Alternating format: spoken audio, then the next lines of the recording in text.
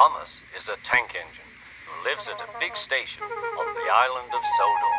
He's a cheeky little engine with 6 small wheels, a short stumpy funnel, a short stumpy boiler, and a short stumpy dome.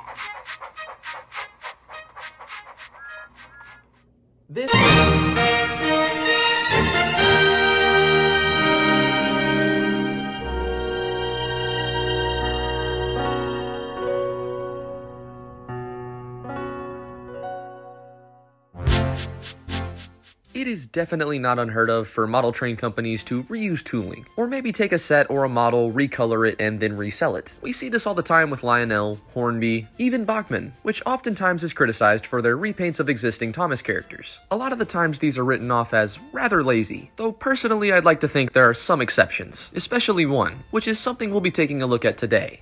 There's Bachmann Trains, or Bachmann USA, which more is known for the Thomas & Friends line, and then there's Bachmann UK, which recently introduced a Thomas & Friends line, but as a whole would focus on more real engines. A lot like how Bachmann USA does American locomotives, Bachmann UK mostly just did British classes. While nowadays you can find the Thomas & Friends characters in this range, what if I told you Thomas and certain other characters were available before this, just maybe not as Thomas or those other characters? In specifically the Bachmann Jr. range, there have been several recolors of the Thomas and Percy model. On screen you can see a few examples of this, but today in specific we'll be focusing on the number 4 locomotive, unfortunately named Billy. Stop telling me what to do. But that gripe aside, a model I was very surprised by, and one that I think will surprise you all too. So today we'll be taking a look at this guy, the supposed Thomas but not Thomas model, as my grandfather called him, more widely known as the Bachmann Jr. Puffing Billy. So let's go ahead and get into it.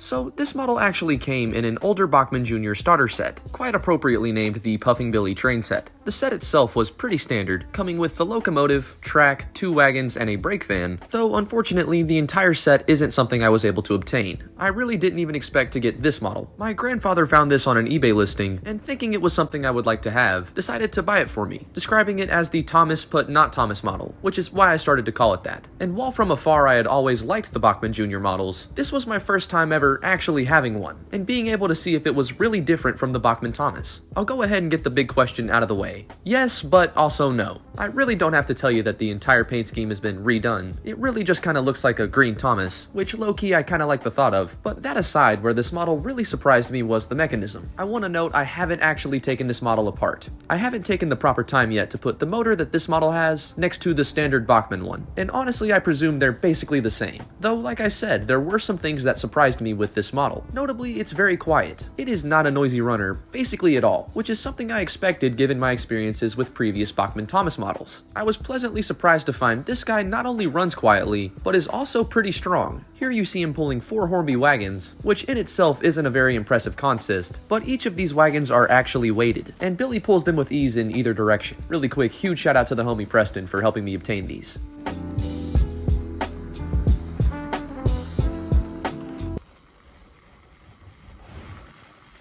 Oh, fuck.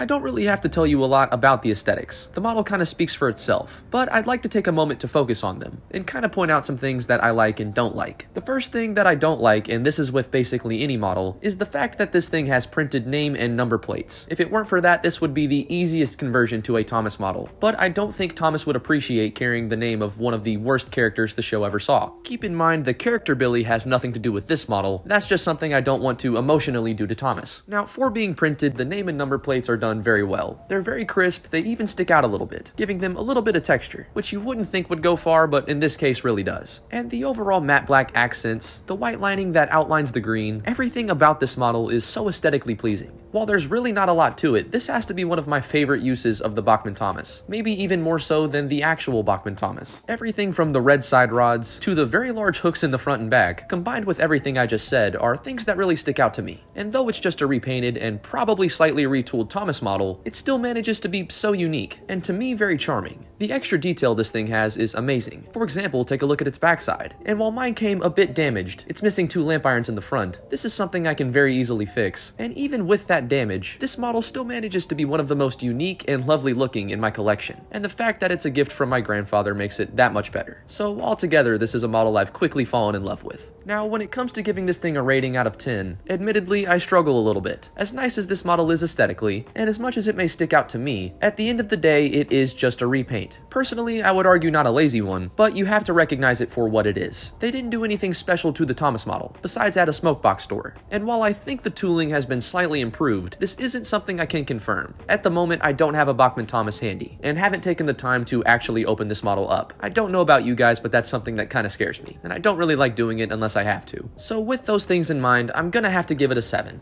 maybe a 7.5. Performance-wise, it's done me very well so far, and has definitely shocked me in more ways than one. But before you buy it, make sure you know what you're buying. This really isn't a special model. You're getting a slightly improved Thomas with what I would argue is a much better livery. And since I didn't purchase this myself, I can't really give a proper price estimate, though from my limited research, I did see they often resell for quite a bit on eBay. Personally, I wouldn't pay over $150 for this model, and more of that is because it's apparently a very rare one, as some people on Twitter were kind enough to let me know. And it's for that reason I'm stuck on what I want to do with him. I had plans to make an AU version of Thomas, maybe even Bluebell from the Mad Bomber series. Shout out Leo, we miss you. But I'm not really certain on what I'll do just yet. Honestly, I kind of want to get nameplates that say Master Chief, just for the meme of it. I need a weapon. Though if I choose to just leave him standard, I'm confident in the fact it'll still be a unique locomotive. Time will tell, I suppose. For certain, I know I want to get those lamp irons fixed, and from there I guess we'll see. Adding a face would be pretty easy and pretty revertible, and for those going to the Edison train show on the 27th and 28th, you can definitely expect him to likely be wearing one. But will that be a forever thing? I don't really know. Like I said, I guess time will tell.